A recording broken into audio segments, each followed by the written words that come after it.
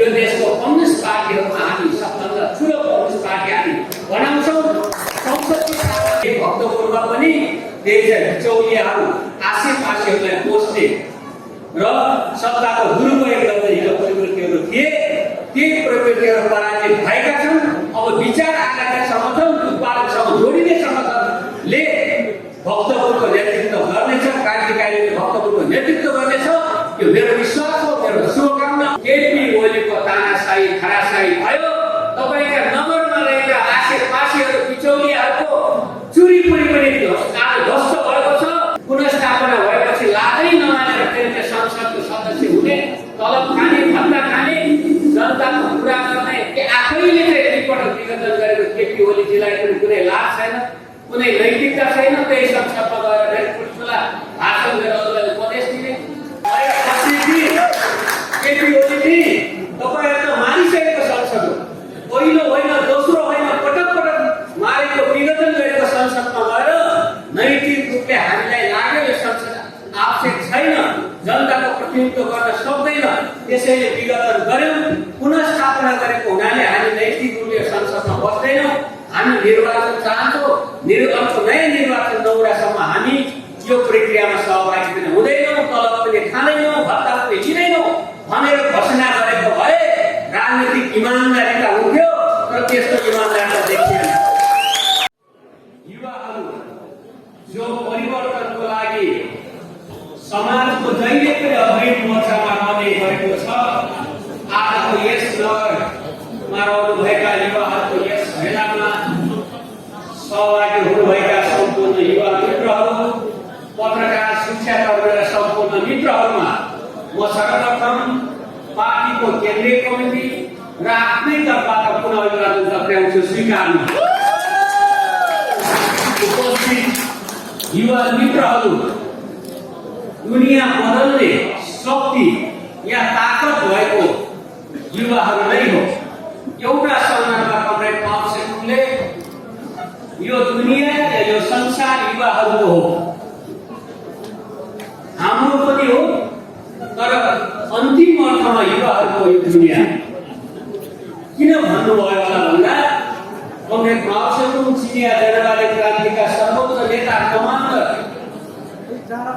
जसले जनवादी क्रान्ति 22 वर्ष लामो युद्धबाट त्यहाँ क्रान्ति सम्पन्न गर्नुभयो।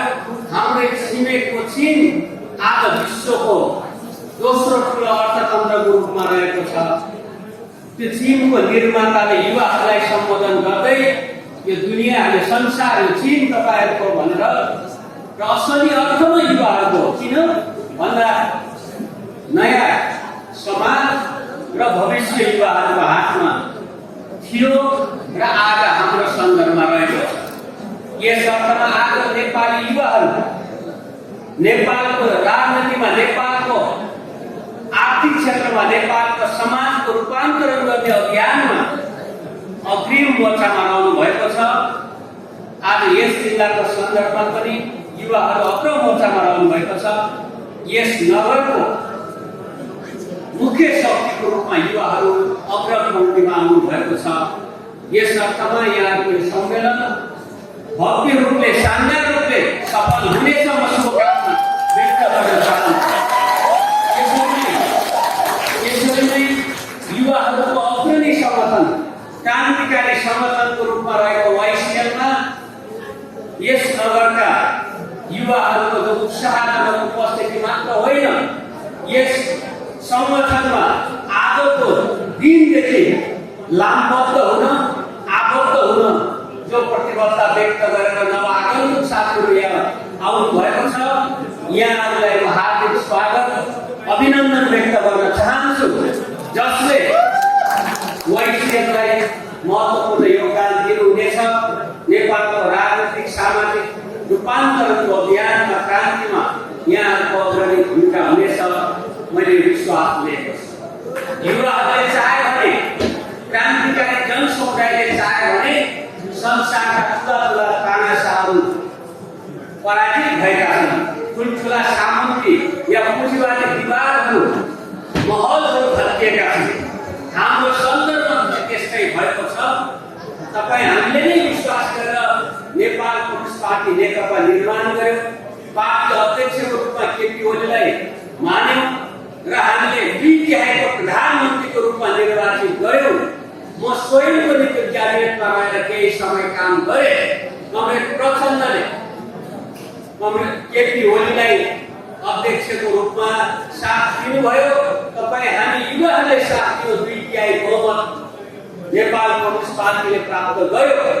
तर त्यो शक्तिलाई क्रान्तिमा, परिवर्तनमा, युवाहरूलाई रोजगारी सिर्जना गर्नेमा, देशको विकास गर्नेमा, देशको पूर्वाधार विकास गर्नेमा र समाजमा रहेका विभिन्न कुरीति, कुसंस्कार, विकृतिका विरुद्ध सामाजिक रूपान्तरणको अभियान लगाउने भन्दा आफ्नो शक्ति सुदृढ गर्ने, पार्टी कब्जा गर्ने, आफ्नो वरिपरि आसेपासेको दलालहरू खडा गर्ने, तिनीहरूलाई आर्थिक रूपले पोस्ने र एउटा दलालहरूको सञ्जाल, बिचौलियाहरूको सञ्जाल खडा गर्ने रूपमा केपी ओलीजीले रूपान्तरण गर्नुभयो र शक्ति केन्द्रित गर्दै गर्दै गर्दै एउटा निरङ्कुश, एउटा तानाशाही, एउटा सर्वसत्तावादी शासक जस्तै आफूलाई तयार गर्नुभयो र नेपाली जनताले यो त बेठिक भयो भने र अन्ततः पार्टीले पनि यो त राम्रो भएन। कमरेड, जनताले चाहेको त परिवर्तन हो, समृद्धि हो, आर्थिक विकास हो, युवाहरूले चाहेको रोजगारी हो। त्यतातिर गएर सीमित मान्छे, सीमित आसेपासेहरूलाई मात्र पोस्ने खालको, तिनीहरूको हित हुने खालको मात्र यो व्यवस्था भयो भन्दा उल्टै शक्ति केन्द्रित गर्दै गर्दै आफ्नै पार्टीका नेताहरू, कमरेड प्रचण्ड, कमरेड माधव नेपाल, अरू नेताहरूलाई बाइपास गरेर जाने, केही बिचौलिया आसेपासेहरूलाई मात्रै लिएर जाने गर्नुभयो। एकातिर अर्कोतिर कि शक्ति केन्द्रित गर्दै विरोधी जति पार्टी भित्रका विरोध गर्ने फरक फरक जातिहरूलाई पनि चाहे अख्तियार लगाएर, अख्तियारको धम्की दिएर, चाहे राष्ट्रिय अनुसन्धानका धम्की, सूचनाहरू सङ्कलन गर्न, चाहे राजस्व अनुसन्धानका धम्कीहरू दिएर यहाँलाई बिस्तारै सबै क्षेत्रबाट एउटा चाहिँ घेराबन्दीमा पार्दै संगठन या पार्टीले कब्जा गर्दै थुप्रै जाने जो गर्नुभयो त्यसको विरोध भयो, सच्याउने कोसिस भयो। अन्ततः त पहिलो प्रतिनिधि सभा विघटन भयो र यो प्रतिगमन भयो। संविधान मास्ने, लोकतन्त्र मास्ने, जनताको चाहना विपरीत भयो भन्दा त्यसपछि लाखौं जनता सडकमा उत्रिने अवस्था भयो। संविधानको व्यवस्था अनुसार सम्मानित सर्वोच्च अदालतले त्यसलाई पुनर्स्थापित गर्यो, प्रतिनिधि सभालाई पुनर्स्थापित गर्यो, तर चाहिँ त्यसलाई चल्न दिने, काम गर्न दिने अवस्था बनेन। फेरि दोस्रो पटक त्यस्तै निरङ्कुश स्वेच्छाचारी ढङ्गले प्रतिनिधि सभा विघटन गर्ने काम भयो र अन्तमा फेरि त्यसका विरुद्ध पनि बुद्धिजीवीहरू, पत्रकारहरू, नागरिक अभियान गर्ने पार्टीहरूले विरोध गर्ने अवस्था बन्यो। अन्ततः कि केपी ओलीको तानाशाही, खराशाही भयो। तपाईँका नगरमा रहेका आसेपासेहरू, बिचौलियाहरूको चुरीपुरी पनि आज ध्वस्त भएको छ। आज चाहिँ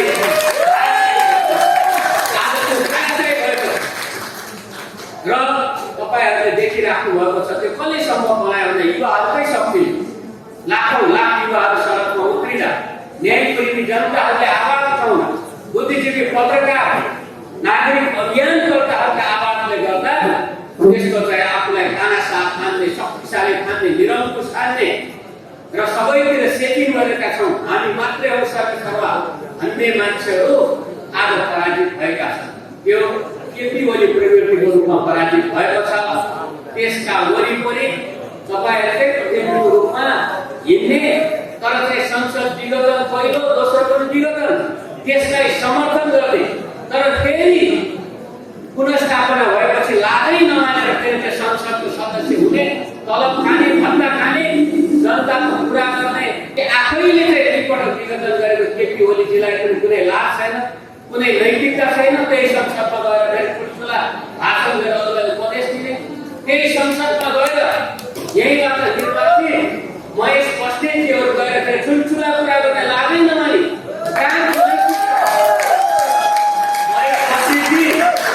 केपी ओलीजी तपाईँहरू त मारिसकेको संसद हो। पहिलो होइन, दोस्रो होइन, पटक पटक मारेको, विघटन गरेको संसदमा गएर नैतिक रूपले हामीलाई लाग्यो यो संसद आवश्यक छैन, जनताको प्रतिनिधित्व गर्न सक्दैन, त्यसैले विघटन गर्यौं, पुनर्स्थापना वादा गरेको हुनाले हामी नैतिक रूपले संसदमा बस्दैनौँ। हामी निर्वाचन चाहन्छौँ। नयाँ निर्वाचन नहुँदासम्म हामी यो प्रक्रियामा सहभागी पनि हुँदैनौँ, तलब पनि खाँदैनौँ, भत्ता पनि लिँदैनौँ भनेर घोषणा गरेको भए राजनीतिक इमान्दारिता हुन्थ्यो। तर त्यस्तो इमान्दारिता देखिएन। के अरे चाहिँ स्ट्याचु बोकेर हिँड्ने अनि चाहिँ पूजा गर्ने अनि बाको चाहिँ फोटो लिएपछि कुनै विचार नचाहिने, राजनीति नचाहिने, अनुशासन कुनै नैतिकता नचाहिने त्यस्ता प्रवृत्तिहरू पराजित भएका छन्। किन 240 वर्षको राजतन्त्र पहिलो पराजित भइसक्यो। लोकतन्त्र भनेको लोक भनेको जनता, तन्त्र भनेको शासन, गण भनेको समूह, तन्त्र भनेको शासन, जनताको शासन हो। जिम्मेवारीमा कोही प्रधानमन्त्री हुन्छ, कोही मन्त्री हुन्छ, कोही राष्ट्रपति हुन्छ, तर जनता अधिकारको रूपमा बराबरी हो। शिक्षाको अधिकार, स्वास्थ्यको अधिकार, रोजगारीको अधिकार, आवासको अधिकार, खाद्य सुरक्षाको अधिकार, राष्ट्रपति प्रधानमन्त्री एउटा सामान्य जनतालाई बराबरीको अधिकार हो। कहिलेकाहीँ जिम्मामा हुँदा शिक्षाको अलिकति या अरू कुनै चिजहरू पर्न सक्छ, त्यसको लागि शिक्षा घटाउने, अलिकति आवासको अलिकति थप सुविधा या एउटा स्ट्यान्डर्डको वस्तु पर्दा जनतैले नै एउटा सुविधा दिने एउटा कुरा हो। तर जनताको शासनमा कोही पनि त्यस्तो चाहिँ माथि हुँदैन। धेरै माथि जनतामाथि शासन गर्ने शासक कोही हुँदैन। जनताको मालिक कोही हुँदैन। जनताको प्रतिनिधि, जनताको सेवक मात्रै हुन्छ लोकतन्त्रमा। जनप्रतिनिधिहरू यहाँ चाहिँ उर्मिलाजी हुनुहुन्छ, अरू प्रतिनिधि हुनुहुन्छ, म स्वयं छु। मैले रोल्पाबाट 42,000 जनताको मत पाएर म रोल्पाको प्रतिनिधित्व गर्छु। तपाईँ साथीहरूलाई थाहा छ, तपाईँहरूले कुनै जग्गाको मुद्दा पऱ्यो या केही पऱ्यो भने दिनदिनै अदालत जान सकिँदैन। अनि एउटालाई 1 तारिकमा 1000, 2000 रुपियाँ दिएर वारिस राखिन्छ, वकिलहरूलाई वारिस राखिन्छ या अरू कसैलाई वारिसले गएर तपाईँहरूको मुद्दाको प्रतिनिधित्व गर्छ। तर ऊ आफै नै मुद्दा छिनोफानो दुनियाँ गर्ने होइन, मालिक होइन। तपाईँको जग्गा, घर या अरू कुनै मुद्दा छ भने वारिसले काम गर्ने हो। उसले त्यो पक्षको स्वार्थमा, हितमा काम गर्ने हो, त्यसको विरुद्ध होइन। ठिक हामी जनप्रतिनिधि त्यस्तै हो। केपी ओली प्रधानमन्त्री हुनुभयो, विद्या भण्डारी राष्ट्रपति हुनुभयो, हामी मन्त्री या सांसद भयौँ, हामी जनताका वारिस मात्रै हो। जनता लोकतन्त्रमा जनताले गर्ने शासन हो। जनताकोमा जो अनुमोदित हुन्छ, जे एजेन्डा अनुमोदित हुन्छ त्यो अनुसार शासन गर्ने हो। तर 3 करोड जनता 3 वर्ष शासन गर्न सक्दैन र त्यसबाट आवधिक रूपले 5 वर्षको लागि यो म्यान्डेट भित्र गएर शासन गर्ने भने प्रतिनिधित्व घटाइन्छ। त्यसलाई प्रतिनिधिमूलक व्यवस्था भन्छौँ। लोकतन्त्रको एउटा मोडल हो। तर जनताको भोट लिने, चुनिएको भोलिपल्ट जनतामाथि शोषण गर्ने, दमन गर्ने, अन्याय गर्ने, जनतामाथि शासन गर्ने, जनताको मालिक हुने प्रवृत्ति त सामन्तवाद हो। सामन्तवाद पहिले पराजित भइसक्यो। 15 वर्ष पहिले राजतन्त्र पराजित भइसक्यो। अब कोही राजा बन्न चाहन्छ, कोही महारानी बन्न चाहन्छ, कोही शासक बन्न चाहन्छ भने दुनियाँमा सम्भव छैन।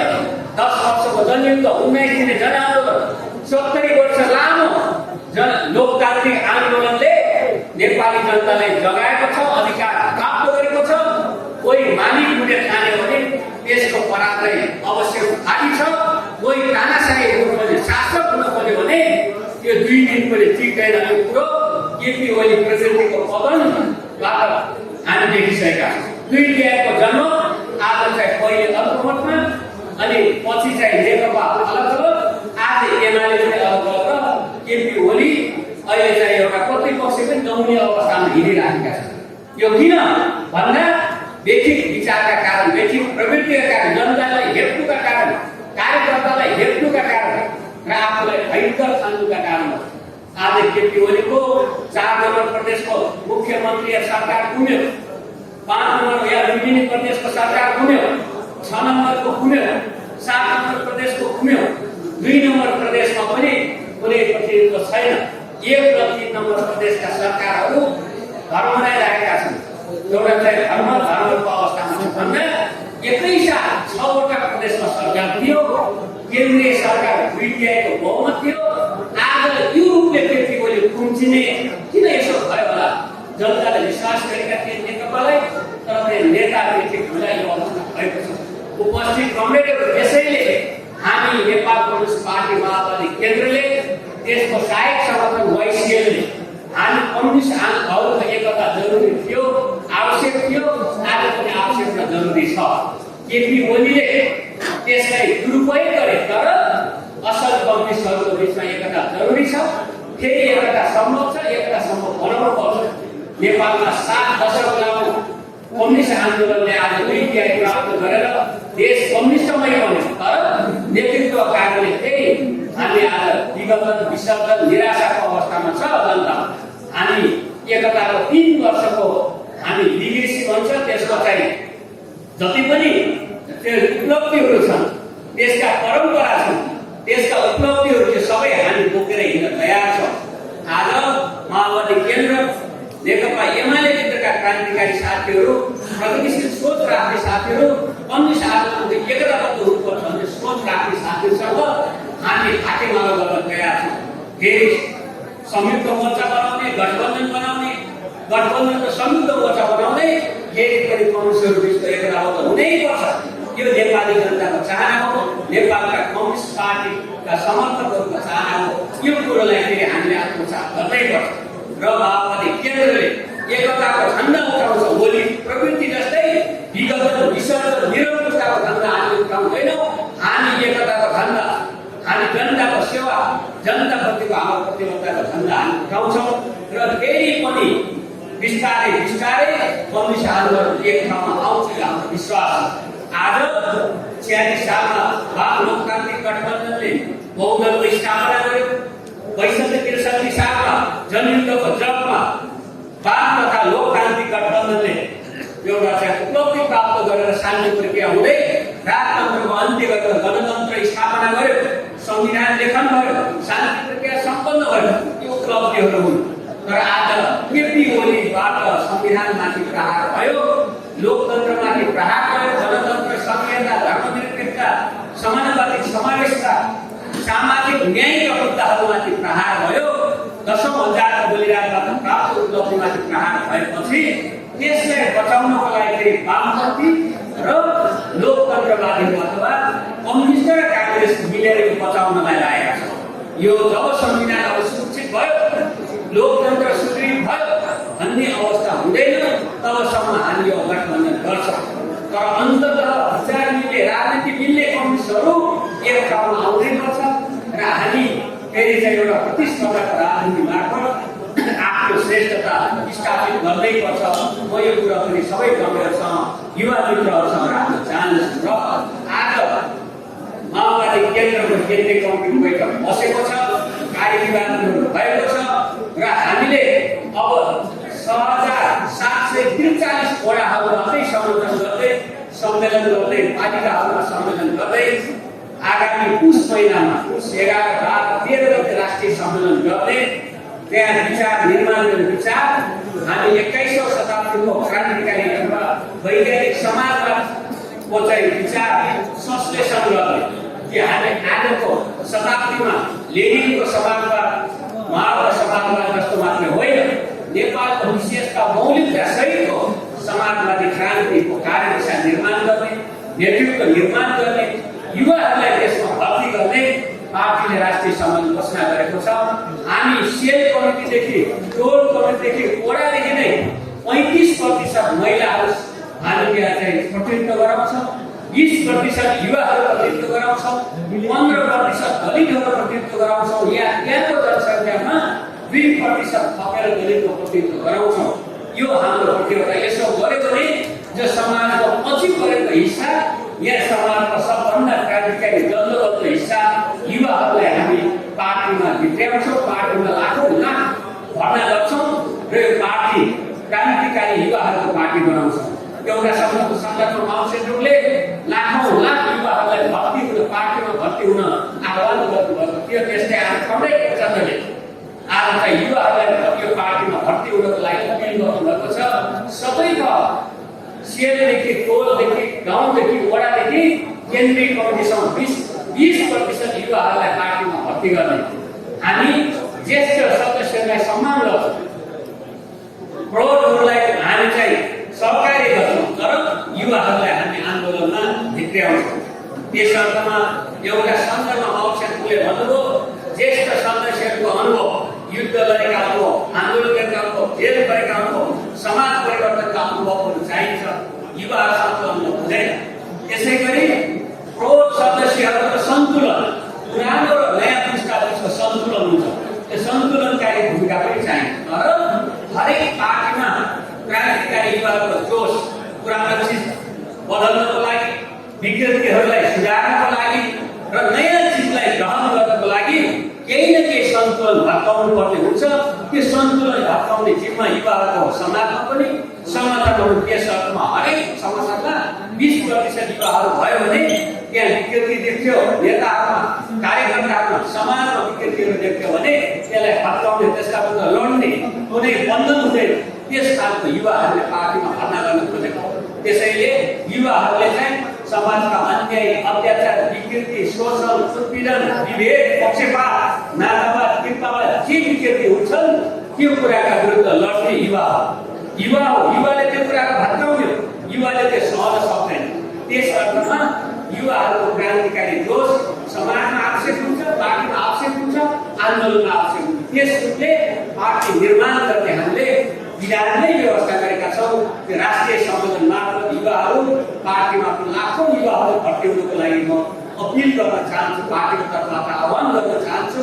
त्यसो भयो भने एउटा क्रान्तिकारी पार्टी समाजमा युवाहरू छ, प्रौढहरू छ, ज्येष्ठहरू छ, त्यो मिलेर समाज बन्छ।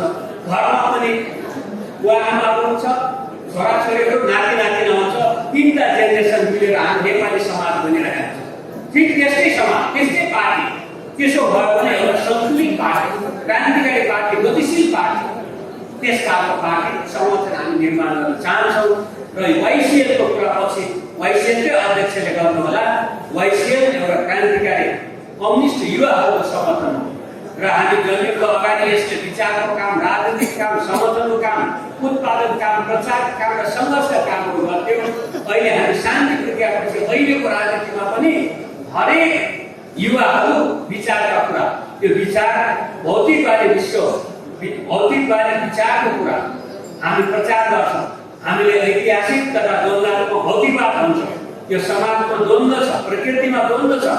त्यसबाट प्रकृति गतिशील छ, समाज गतिशील छ, मान्छेको दिमागमा द्वन्द्व छ, राम्रो र नराम्रो, सही र गलतमा, र त्यसबाट मान्छेको सोच गतिशील छ, परिवर्तनशील छ।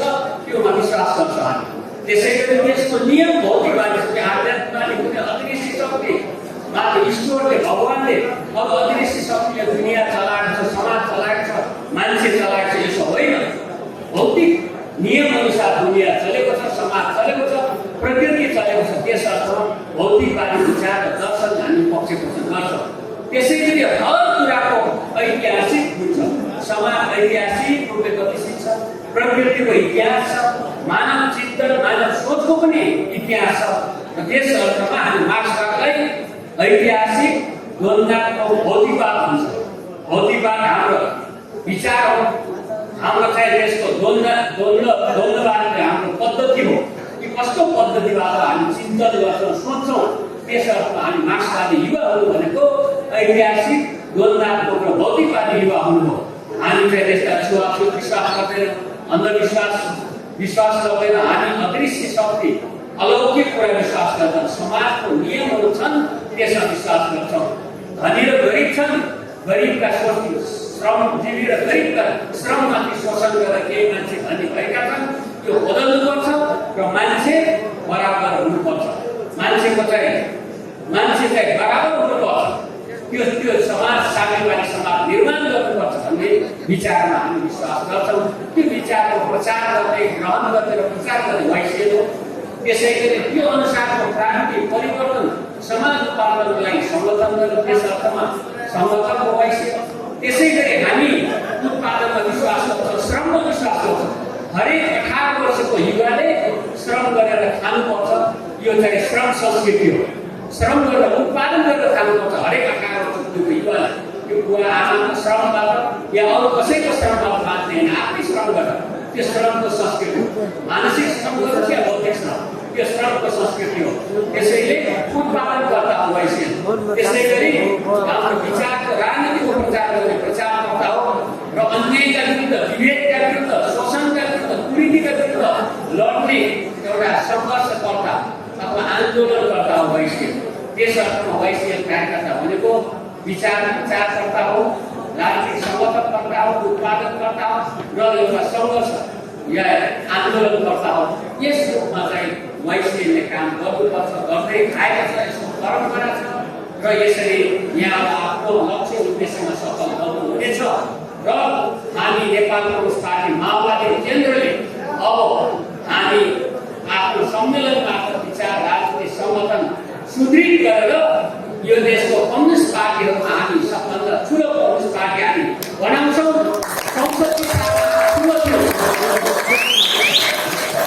संसदीय सालको निर्वाचनमा हामीले 31 लाख भोट पाएका थियौँ। 70-74 सालमा हामी 16 लाखको टुटफुटहरू भयो, फेरि एकता भयो, फेरि टुटफुट भयो। यो गल्ती भए, कमजोरी भए, हामी जो जना थियौँ हाम्रा कमजोरीहरू भए। अब हामी यसलाई सच्याएर एकताबद्ध भयो, जनताको सेवामा लाग्छौँ। हामीलाई र नेपालको कम्युनिस्टको 1 नम्बर पार्टी, क्रान्तिकारी पार्टी निर्माण गर्छौँ। अब स्थानीय निर्वाचन आउँदैछ, प्रदेश र सङ्घीय निर्वाचनसम्म जाने एउटा क्रान्तिकारी पार्टी, सबभन्दा ठुलो पार्टी निर्माण गर्छौँ। यो हाम्रो चाहिँ प्रतिबद्धता हो। उपस्थित कमरेडहरू केही बाटोमा दृढतापूर्वक अगाडि बढ्न, सबै प्रकारका विकृति विसङ्गतिहरूका विरुद्ध लड्न र यही भक्तपुरमा पनि त्यही चाहिँ बिचौलियाहरू आसेपासेहरूलाई पोस्ने र सत्ताको दुरुपयोग गर्ने हिजो प्रवृत्तिहरू थिए, ती प्रवृत्तिहरू पराजित भएका छन्। अब विचार आधारित संगठन, उत्पादकसँग जोडिने संगठनले भक्तपुरको नेतृत्व गर्नेछ, क्रान्तिकारीले भक्तपुरको नेतृत्व गर्नेछ। यो मेरो विश्वास हो, मेरो शुभकामना हो। यहाँलाई यो शुभकामना व्यक्त गर्दै म बिदा हुन्छु। धन्यवाद।